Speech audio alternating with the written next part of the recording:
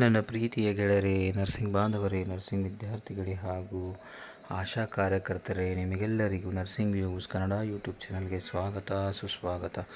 ಗೆಳೆಯರೇ, ಇವತ್ತಿನ ವಿಚಾರ ಏನು ಅಂತಂದರೆ, ಆಶಾ ಕಾರ್ಯಕರ್ತೆಯರಿಗೆ ಉದ್ಯೋಗದ ಆತಂಕ ಅಂತಂದರೆ ಏನು, ಆಶಾ ಕಾರ್ಯಕರ್ತರ ಜಾಬ್ ಹೋಗುತ್ತಾ ಇಲ್ಲ ಎನ್ನುವಂಥ ಒಂದಂತಿಯ ಕೂಡಿದಂಥ ಈ ಒಂದು ನ್ಯೂಸ್ ಪೇಪರ್ ಕ್ಲಿಪ್ ಇದೆ ಸ್ನೇಹಿತರೆ, ನಿಮ್ಮೊಂದಿಗೆ ಹಂಚ್ತಾ ಇದ್ದೀನಿ.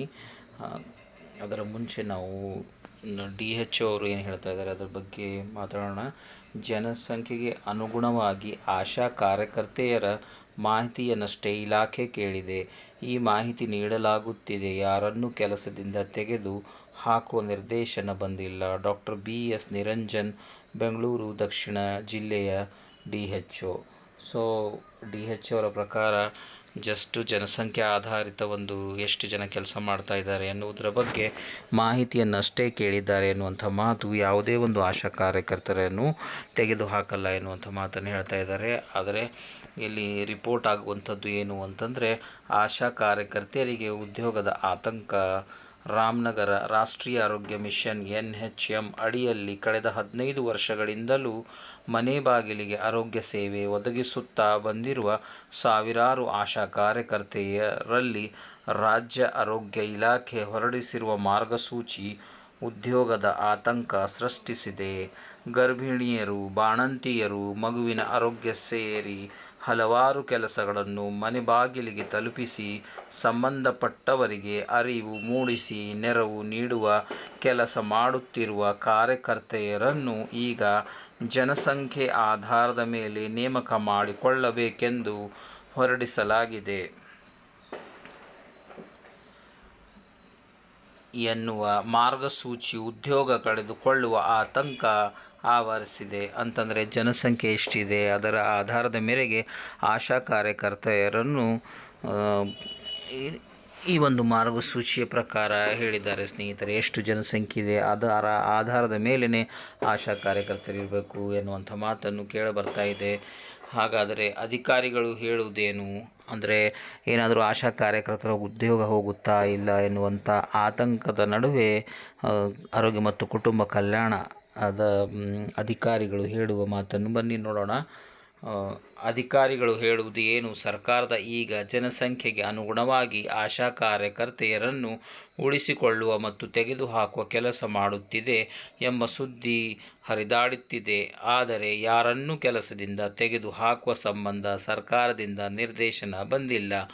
ಆದರೆ ಜನಸಂಖ್ಯೆಗೆ ಅನುಗುಣವಾಗಿ ಎಷ್ಟು ಮಂದಿ ಇದ್ದಾರೆ ಎಂಬ ಮಾಹಿತಿಯನ್ನಷ್ಟೇ ಕೇಳಿದೆ. ಇದರ ಮಾಹಿತಿಯನ್ನಷ್ಟೇ ನೀಡುತ್ತಿದ್ದೇವೆ ಎನ್ನುತ್ತಾರೆ ಆರೋಗ್ಯ ಇಲಾಖೆ ಅಧಿಕಾರಿಗಳು.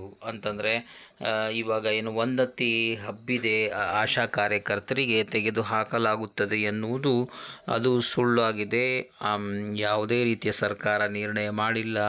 ಜನಸಂಖ್ಯೆ ಆಧಾರಿತ ಆಶಾ ಕಾರ್ಯಕರ್ತರು ಎಷ್ಟು ಜನ ಇದ್ದಾರೆ ಎನ್ನುವಂಥ ವಿವರವನ್ನು ಕೇಳಿದ್ದಾರೆ. ಅದರ ಪ್ರಕಾರ ಒಂದು ಪಟ್ಟಿ ತಯಾರಿಸಿ ನಾವು ಸರ್ಕಾರಕ್ಕೆ ಸಲ್ಲಿಸ್ತಾ ಇದ್ದೀವಿ ಅನ್ನೋಂಥ ಮಾತನ್ನು ಹೇಳ್ತಾ ಇದ್ದಾರೆ ಸ್ನೇಹಿತರೆ.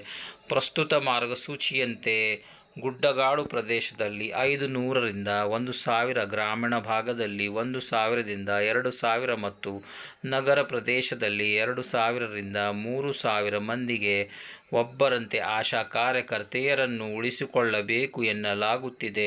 15 ವರ್ಷಗಳ ಹಿಂದೆ ಕೇಂದ್ರ ಸರ್ಕಾರ ಜಾರಿಗೆ ತಂದ ರಾಷ್ಟ್ರೀಯ ಆರೋಗ್ಯ ಮಿಷನ್ ಯೋಜನೆಯಡಿ ನೇಮಕ ಮಾಡಿಕೊಳ್ಳುವಾಗ 1000 ಜನಸಂಖ್ಯೆಗೆ ಒಬ್ಬರು ಅದೇ ಊರಿನ ಸೊಸೆಯಾಗಿರಬೇಕು, 2 ಮಕ್ಕಳ ತಾಯಿಯಾಗಿರಬೇಕು, ಓದು ಬರಹ ಮತ್ತು ಸಂವಹನ ಕಲೆ ಗೊತ್ತಿರುವವರನ್ನು ನೇಮಕ ಮಾಡಿಕೊಳ್ಳಬೇಕು ಎಂಬ ನಿಯಮ ರೂಪಿಸಿತ್ತು. ಆದರೆ ಆಗ ಇಲ್ಲದ ವಿದ್ಯಾರ್ಹತೆ ಪ್ರಶ್ನೆಗೆ ಈಗೇಕೆ ಎನ್ನುವ ಪ್ರಶ್ನೆಯನ್ನು ಆಶಾ ಕಾರ್ಯಕರ್ತೆಯರು ಮಾಡಿದ್ದಾರೆ ಸ್ನೇಹಿತರೆ. ಸೊ 15 ವರ್ಷಗಳ ಹಿಂದೆ ರಾಷ್ಟ್ರೀಯ ಆರೋಗ್ಯ ಅಭಿಯಾನ ಆರಂಭವಾಯಿತು. ಅದರಲ್ಲಿ ಗುಡ್ಡಗಾಡು ಪ್ರದೇಶದಲ್ಲಿ 500ರಿಂದ 1,000 ಜನರಿಗೆ, ಅದಲ್ಲದೆ 1,000ದಿಂದ 2,000 ಜನರಿಗೆ ಈ ನಮ್ಮ ಗ್ರಾಮೀಣ ಪ್ರದೇಶಗಳಲ್ಲಿ ಮತ್ತು 2ರಿಂದ 3,000 ಜನರಿಗೆ ನಗರ ಪ್ರದೇಶಗಳಲ್ಲಿ ಈ ಒಂದು ಆಶಾ ಕಾರ್ಯಕರ್ತೆಯನ್ನು ಒಂದು ಜಾಬ್ ಆಗಿ ಬಂದಿತ್ತು ಸ್ನೇಹಿತರೆ. ಆದರೆ ಇವಾಗ ಒಂದು ಸಮಸ್ಯೆ ಏನು ಕಾಡ್ತಾ ಇದೆ ಅಂತಂದರೆ, ಪಟ್ಟಿಯನ್ನು ತಯಾರಿಸಿ ಸರ್ಕಾರಕ್ಕೆ ಕಳಿಸ್ತಾ ಇದ್ದಾರೆ. ಆಶಾ ಕಾರ್ಯಕರ್ತರಿಗೆ ಒಂದು ಗೊಂದಲವನ್ನು ಉಂಟು ಮಾಡಿದೆ ಸ್ನೇಹಿತರೆ. ಏನಾಗುತ್ತೆ ಎನ್ನುವುದನ್ನು ಕಾದಿ ನೋಡೋಣ ಸ್ನೇಹಿತರೆ.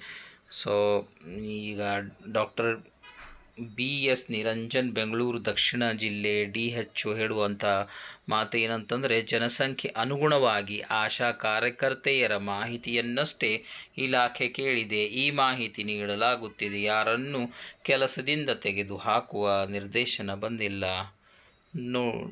ಕಾದು ನೋಡೋಣ ಸ್ನೇಹಿತರೆ ಏನಾಗುತ್ತೆ ಎನ್ನುವುದು. ಆಶಾ ಕಾರ್ಯಕರ್ತರು ತುಂಬ ಆತಂಕಕ್ಕೀಡಿದ್ದಾರೆ. ಏನು ಅಂತಂದರೆ, ಅವರ ಜಾಬ್ ಇರುತ್ತಾ, ಇಲ್ಲ ಜಾಬ್ ಸೆಕ್ಯೂರಿಟಿ ಇರುತ್ತಾ, ಅಥವಾ ನಮ್ಮ ಜಾಬ್ ಹೋಗುತ್ತಾ ಎನ್ನುವುದರ ಬಗ್ಗೆ. Thank you for watching nursing views Kannada YouTube channel. Do like, share and subscribe.